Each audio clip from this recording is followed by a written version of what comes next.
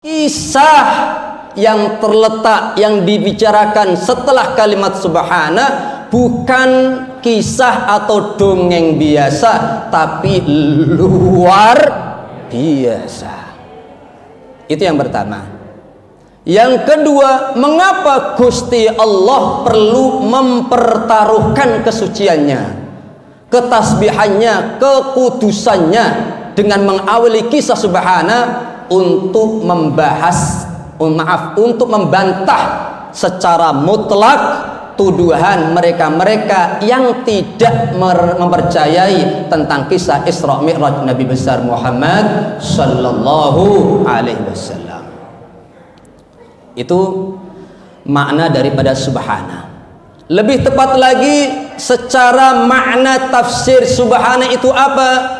Sayyidina Talhah ibnu Abdillah bertanya kepada Rasulullah sallallahu alaihi wasallam, "Ya Rasulullah, ma makna subhanalladzi?" Riwayat yang lain, "Ma makna subhanallah?" Kita sering mengucapkan subhanalladzi asra, subhanallah, subhanallah, subhanallah. Apa maknanya ya Rasulullah? Rasulullah sallallahu alaihi wasallam menjawab, tanzihullahi azza wa jalla min kulli su'in. Kalau kita berzikir subhanalladzi atau subhanallah, maka seyogyanya hati kita pun ikrar, iman, mengungkapkan bahwa Allah maha suci, maha bersih, maha bebas dari segala bentuk keburukan atau cacat atau kekurangan. Termasuk jika ada orang yang menuduh Allah punya anak, Allah punya bojo, mereka yang menyekutukan Allah, maka pasti kalimatnya subhanallah ya amma yusyrikun, subhanallah ya amma yasifun, subhana, sesuatu yang tidak elok dan dahsyat, maka ucapannya adalah subhanallah. Termasuk ketika orang-orang kafir, Abu Lahab, Abu Jahal, Abu Gosok dan lain sebagainya, menuduh mana mungkin Isra Mi'raj terjadi, maka perlu Allah mempertaruhkan kalimat tasbihnya untuk menguatkan itu benar-benar terjadi. Bu, iman atau tidak tentang Isra Mi'raj? Iman. Coba secara terperinci sejenak. Maha suci Allah yang telah memperjalankan asra. Gak ada qiraat yang sara, sare, sare, gak ada. Asra, asre, asri adanya. Yang memperjalankan hambanya Nabi besar Muhammad sallallahu alaihi wasallam. Dari kalimat itu, mohon maaf saya ingin bertanya, yang aktif dalam Isra Mi'raj tersebut kira-kira Nabi Muhammad sallallahu alaihi wasallam ataukah Gusti Allah? Yang aktif semuanya tentang Isra Mi'raj Allah apa Nabi Muhammad? Allah. Nabi Muhammad ibarat kata ngikut sajadah, numpang sajadah. Tak heran berangkat dari minal masjidil haram ilal masjidil aqsa. Sebelum bahas itu, Bapak Ibu mohon izin, apa rahasia dibalik kenapa Gusti Allah berfirman bi abdihi, bukan bi Muhammadin, bukan bi habibihi atau bi sayyidihi atau bi rasulihi? Kenapa harus bi abdihi? Yang pertama, itu adalah panggilan kemuliaan dari Allah Subhanahu wa taala. Yang kedua, supaya Nabiullah Muhammad sallallahu alaihi wasallam mengajari kita umatnya untuk tawadhu. Semulia-mulianya Rasulullah, namun sisi lain beliau adalah hambane Gusti Allah. Yang ketiga, kenapa rahasia atau apa rahasia dibalik bi'abdihi? Itu menunjukkan bahwa Isra Mi'rajnya Nabi besar Muhammad sallallahu alaihi wasallam adalah dalam keadaan sadar jasad dan ruhnya Nabi besar Muhammad sallallahu alaihi wasallam. Seandainya hanya roh, tentunya firmannya adalah biruhi abdihi, bukan bi'abdihi.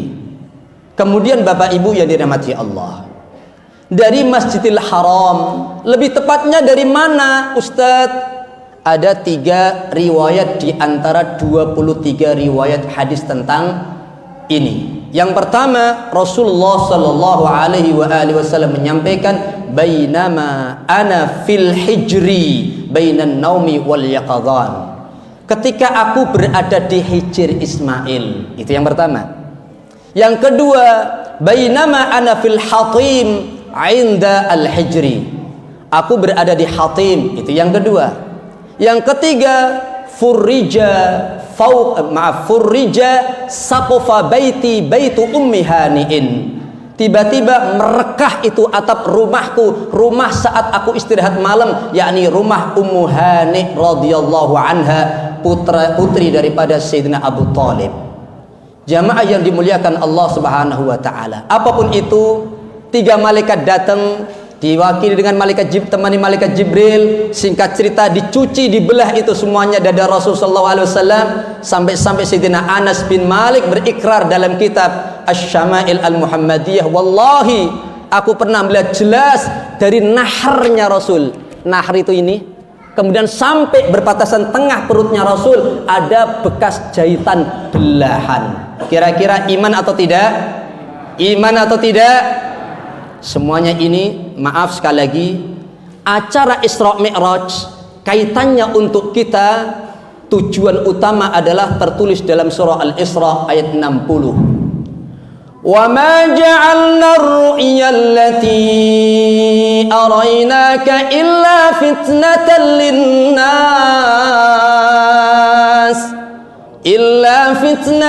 lin-nas wasyajaratal mal'unata fil Qur'an.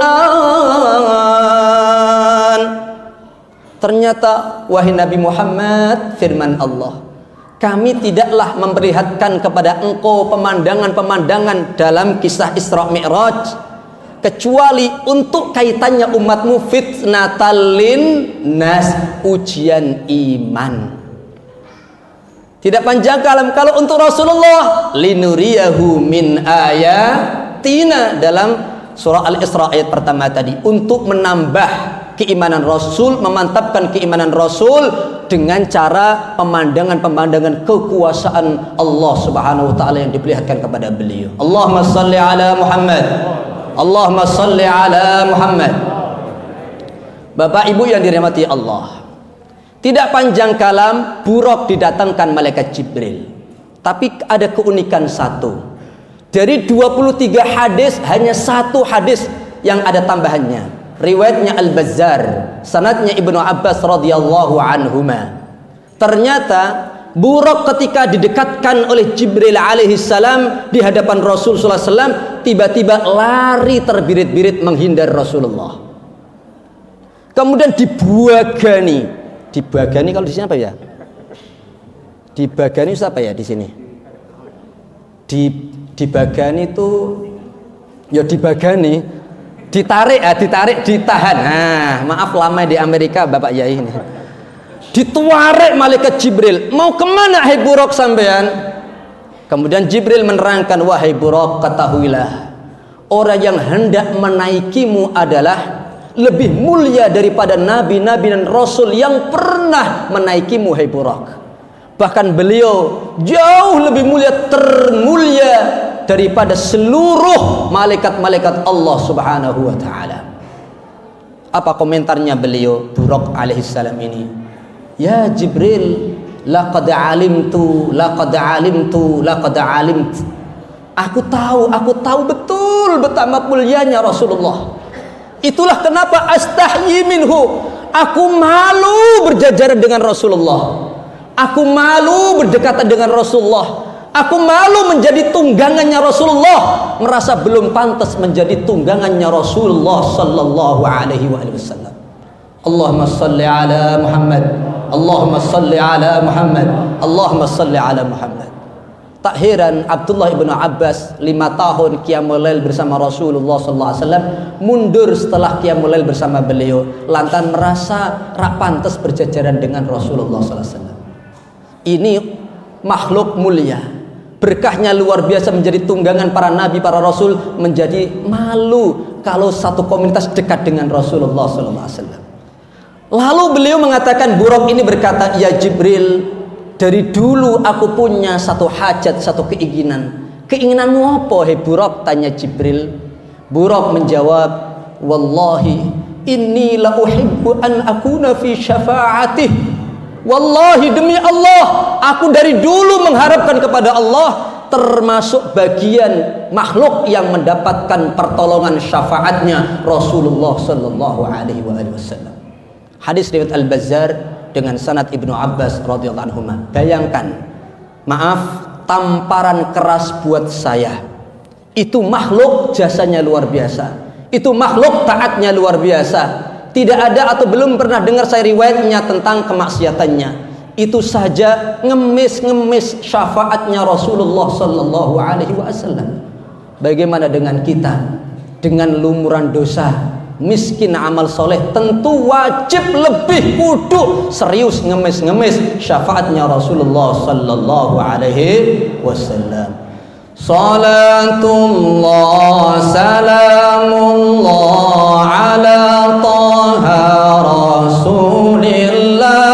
Salatullah salamullah ala yasin habibillah. Ala yasin habibillah. Salat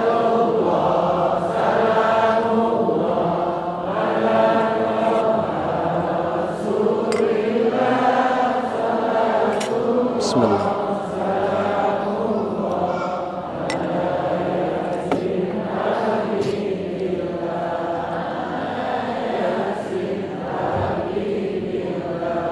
Tawassalna bi bismillah wa bil hadi rasulillah wa kulli mujahidin lillah bi ahlil badri ya Allah, bi ahlil badri ya Allah. Salatullah ala taha rasulillah. Salatullah salamullah ala yasin habib. Ala mudah-mudahan Rasulullah ridha dengan kita, mengakui kita sebagai umatnya.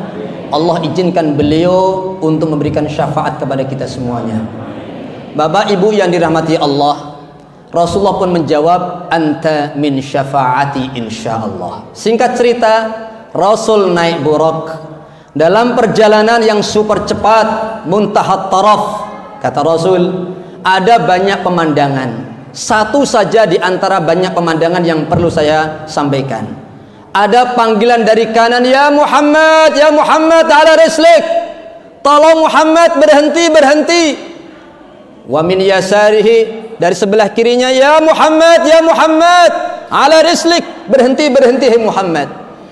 Dari depan tiba-tiba nampak wong wedok, seorang wanita. Ayu banget, mungkin kalau bahasa panjenengan bahenol, mongos-mongos rak karuan. Dengan melambaikan kedua tangan seperti ini, saya artikan persis sesuai datanya. Ya Muhammad, dari depan kelihatan. Ternyata dengan kalungan banyak emas, ini pun banyak emas, tapi Rasulullah tidak menghiraukan tiga panggilan tersebut. Sesampainya di Baitul Maqdis, singkat cerita, Rasul mengikat itu buraq, lalu sholat 2 rakaat mengimami para nabi, para rasul. Sebagai bentuk itulah tanda Rasulullah nabi yang termulia, rasul yang termulia di sisi Allah Subhanahu wa ta'ala. Keluar dari masjid, Jibril alaihissalam nanya, ya Rasulullah, as-sami'tan nida? Apakah engkau sempat mendengar panggilan-panggilan ya Muhammad? Oh betul, na'am ya Jibril. Apa itu maknanya wahai Jibril? Ketahuilah, dari sebelah kanan, hai Muhammad, da'iyatul Yahud, itu panggilan dari Yahudi.